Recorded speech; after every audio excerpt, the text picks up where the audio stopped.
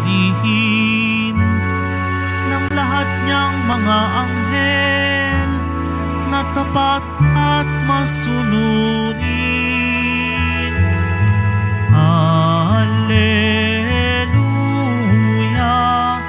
Alleluia,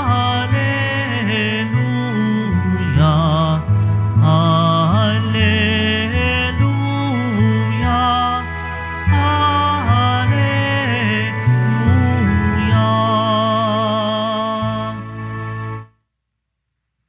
Sumainyo ang Panginoon. At sumaiyo din. Ang mabuting balita ng Panginoon ayon kay San Mateo. Papuri sa iyo, Panginoon. Noong sandaling iyon, lumapit kay Jesus ang mga alagad at nagtanong, "Sino po ang pinakadakila sa kaharian ng langit?"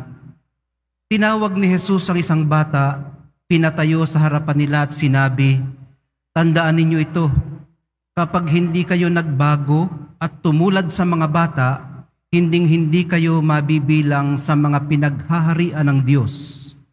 Ang sino mang nagpapakababa na gaya ng batang ito ay siyang pinakadakila sa mga pinaghaharian ng Diyos. Ang sino mang tumatanggap sa isang batang ganito dahil sa akin ay ako ang tinatanggap. Ingatan ninyo na huwag hamakin ang isa sa maliliit na ito. Sinasabi ko sa inyo, sa langit ang kanilang mga anghel ay laging nasa harapan ng aking Ama." Ang mabuting balita ng Panginoon. Pinupuri ka namin, Panginoong Hesukristo. Magsiupo muna ang lahat. Good evening po sa inyong lahat.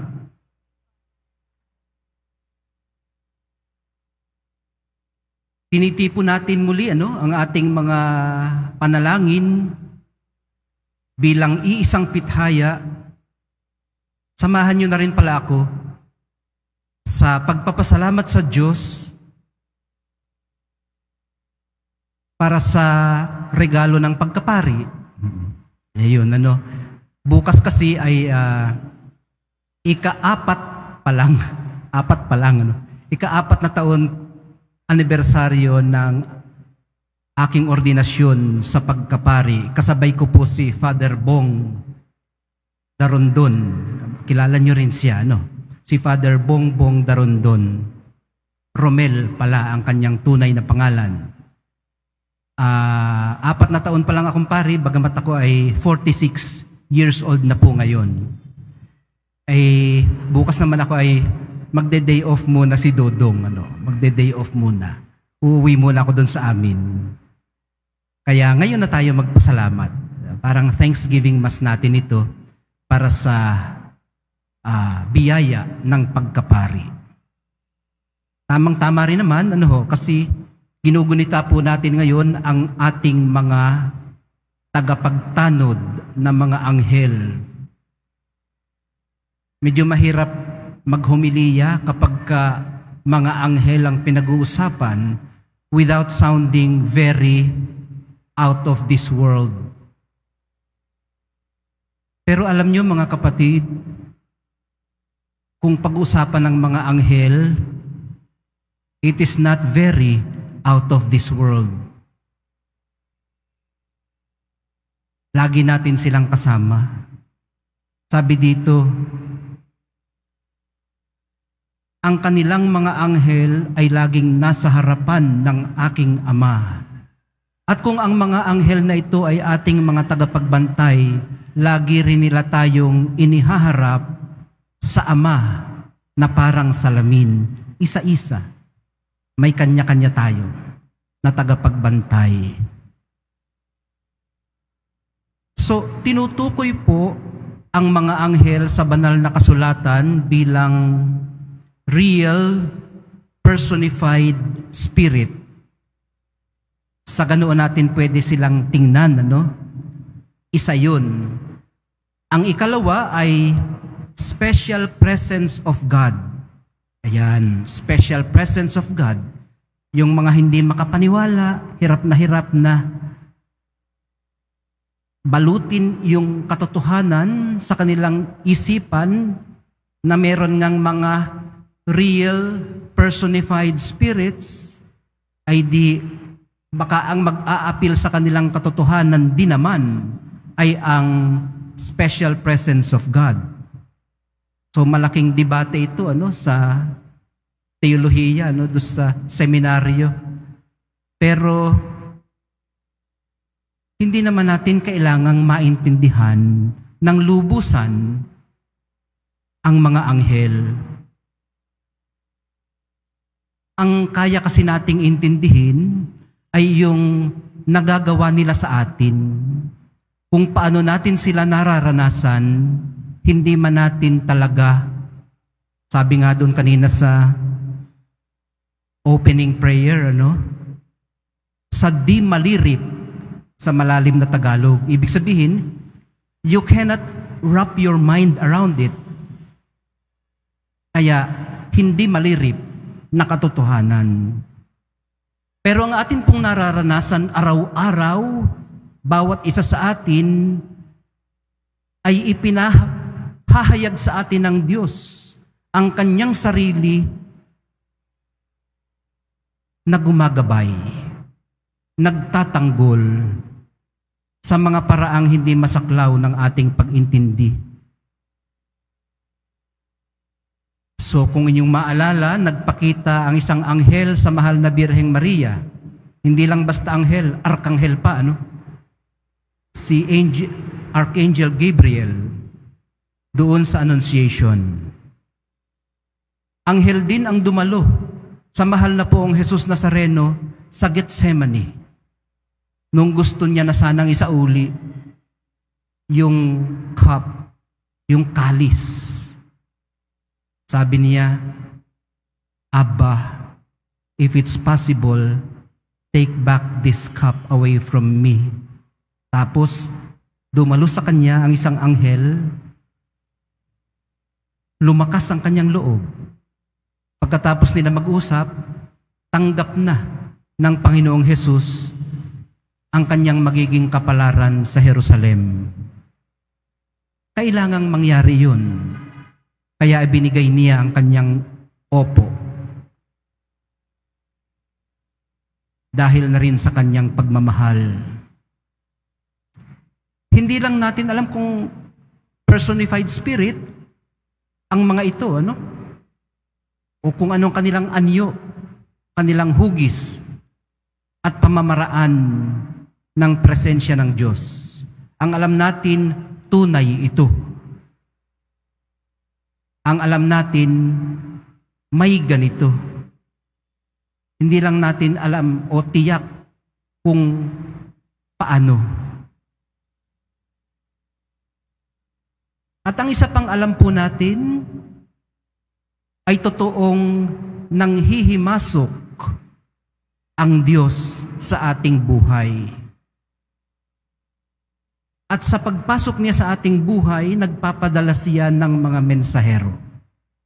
Kaya nga sa pagsusumikap ng mga artists na i-capture ang katotohanan ito, nilalagyan nila ng pakpak yung mga anghel. Sinisignify o nagpapahiwatig ng transcendence ng Diyos o ng kanyang kawalang hanggan. Nagsisignify din ito o nagpapahiwatig ng kanyang walang hanggan din namang pagmamahal at pagkalinga. Kaya nga nagpapadala siya ng ating mga tagapagtanggol, tagapagsanggalang, nagbibigay sa atin ng proteksyon, ng guidance. Paano man natin na-imagine ang ating mga guardian angels? Sabi ng iba, mas pronounced daw ito o mas dama ito ng mga bata. Yung aking pamangkin, meron siyang guardian angel at kilala niya. Noong siya ay nag-uumpisa pa lamang magsalita. At may pangalan. May pangalan sa kanya ang kanyang guardian angel. Ang tawag niya doon ay si Wikitak. Si Wikitak. Ayun, Alam niya na binabantayan siya ni Wikitak, ang kanyang guardian angel.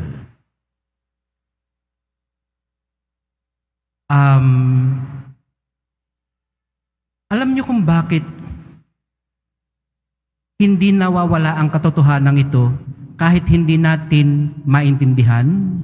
Dahil po ang Diyos ay mas malapit sa ating sarili kaysa tayo sa ating sarili.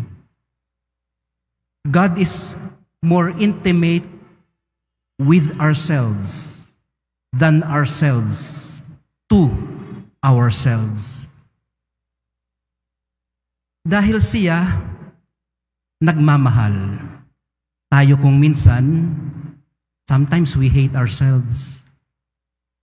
Hindi natin magawang mahalin kung minsan unconditionally ang ating sarili dahil na rin sa ating mga nagagawang kasalanan. Nahihiya tayo. Ang ating Panginoong Diyos, bukod sa nagmamahal, nagbabantay din sa atin.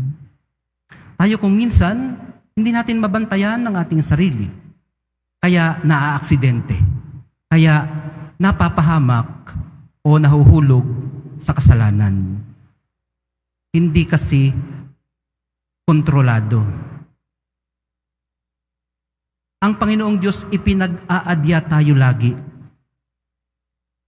Tayo kung minsan, sa halip na ipagdasal natin ang ating kapwa para ipag-adya sila sa kapahamakan, ang ating ipinagdarasal kung minsan ay ang kanilang kapahamakan.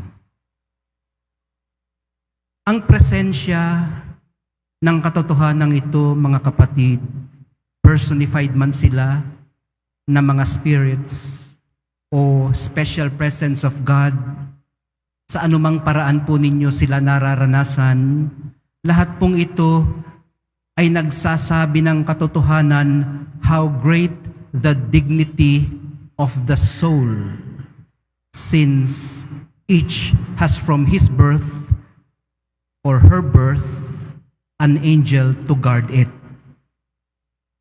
Hindi ko po imbento yun.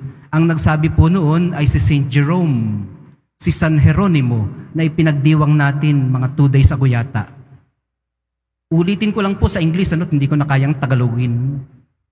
How great the dignity of the soul, since each has from his, idadagdag ko, or her birth, an angel to guard it. Sabi naman sa letter to the Hebrews, yung aklat ng Hebreo sa Biblia, do not neglect to show hospitality to strangers, for by so doing, some have entertained angels without knowing it. Malay mo, anghel pala yung lumalapit sa iyo, no? Malay mo, anghel pala yung katabi mo. Tapos, ini-ignore mo lang.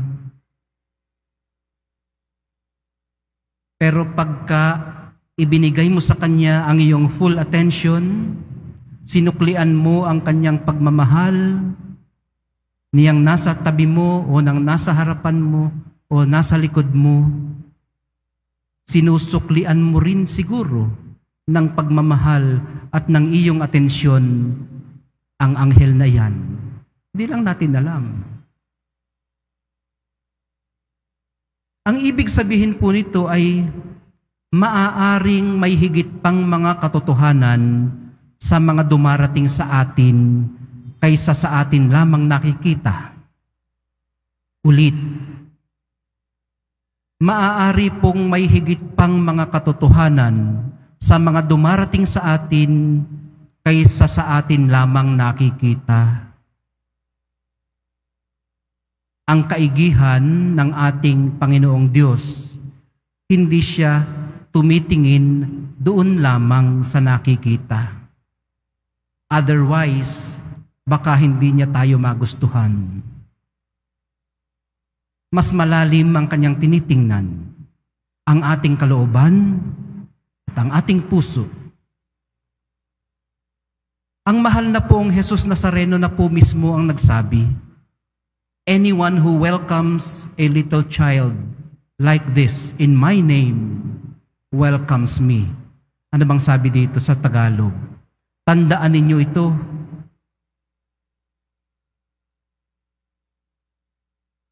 Sino mang tumatanggap sa isang batang ganito, dahil sa akin ay ako ang tinatanggap. Sa huling tuos, minamahal kong mga kapatid, hindi na po mahalaga kung dumarating ba sa atin ang mga grasyang ito sa pamamagitan ng personified spirit o ng kung ano pa mang anyo, hugis at pamamaraan ng paglapit ng Diyos. Ang importante po ay ang katotohanang sumasa atin siya. Sumasa atin ang Diyos. At alam nating hindi tayo nag-iisa. Hindi niya tayo pababayaang mag-isa.